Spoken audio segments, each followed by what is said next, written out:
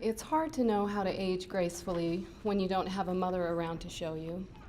My mom died relatively young, in her late 60s. Sadly, I'm not sure she could have given me what I need right now, even if she were here. A few years before she died, I ran into an old friend who knew my mother well. She said, "You know, your mom seemed almost like a ghost to me. It was like she was there, but she wasn't."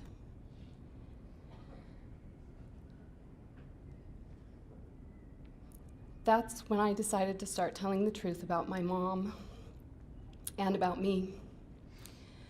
My mother was a battered woman. She survived childhood abuse. She was an adult child of an alcoholic. She was all these things, living in a community and culture that doesn't talk about such things, and in a time when there was very little help for women like her. But she did the best she could.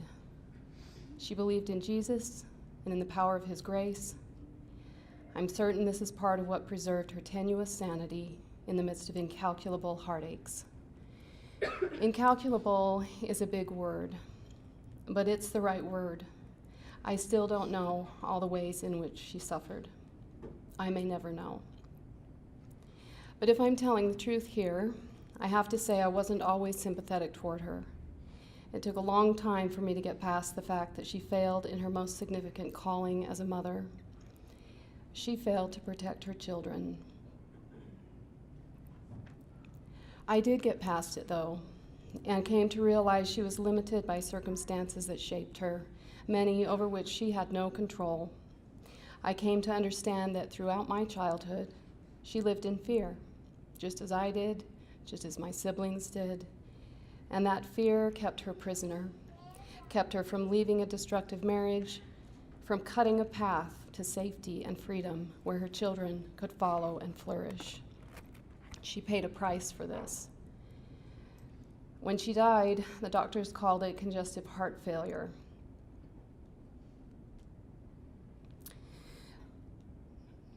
But I'm telling you, my 5'10", 145-pound vegetarian mom with no family history of heart disease died of a broken heart.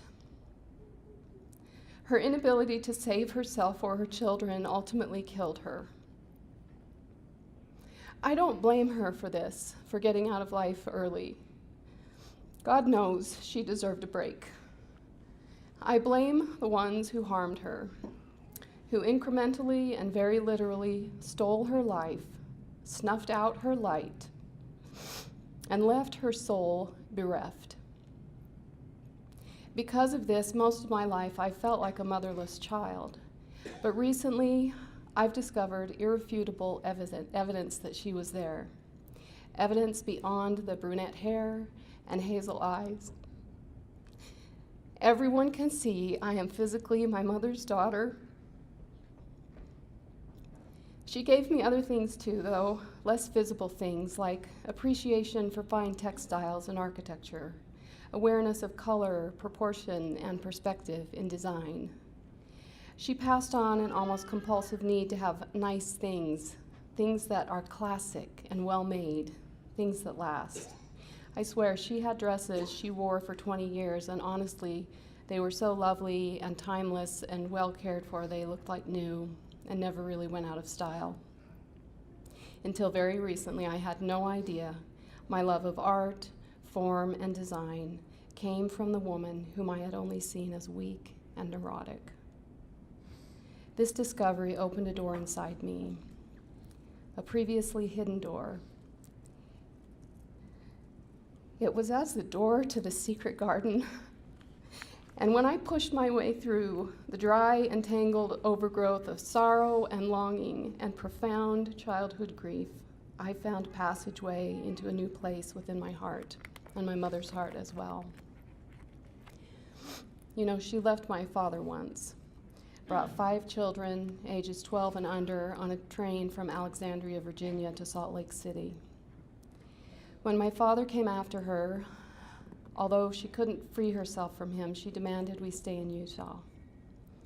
As a result, I was raised from about the age of 6 in a lovely neighborhood overlooking a pristine valley.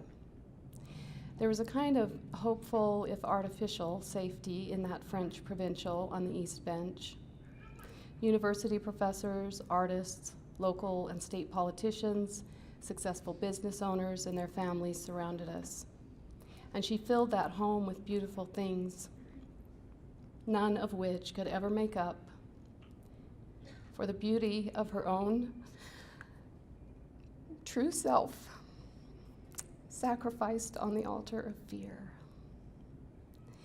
Nevertheless, we, her children, were surrounded with beauty.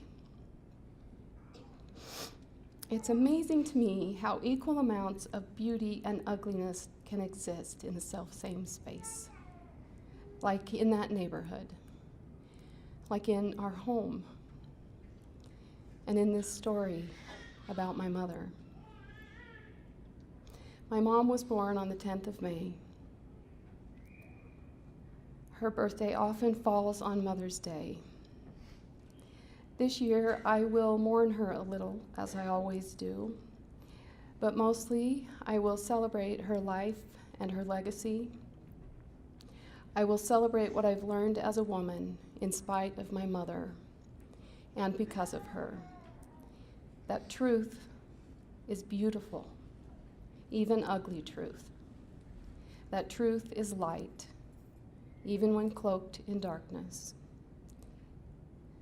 And above all, that the truth really does make us free. I am free. I don't know that my mother could have done this. She lived in a time and a place where people were fond of using phrases like, don't air your dirty laundry in public. Don't tell the truth. Places and people like this still exist. But I am not one of those people. And after all, this isn't laundry. Thank you.